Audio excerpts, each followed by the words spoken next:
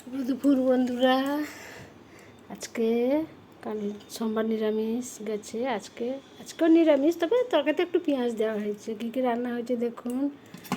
এই যে হয়েছে সাদা ভাত, বাটি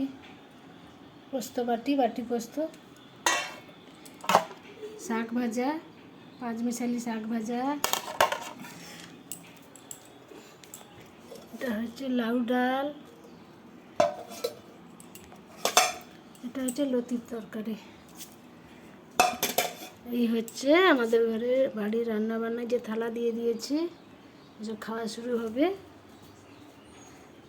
আর কি, সঙ্গে যদি লঙ্কা থাকে, এই লঙ্কা গরিবের ঘরে এই লঙ্কা দিয়ে মেখে তরকারি দিয়ে খাওয়া শুরু করতে হবে। আর কি খেতে হবে, যেদিন যেরকম যায়।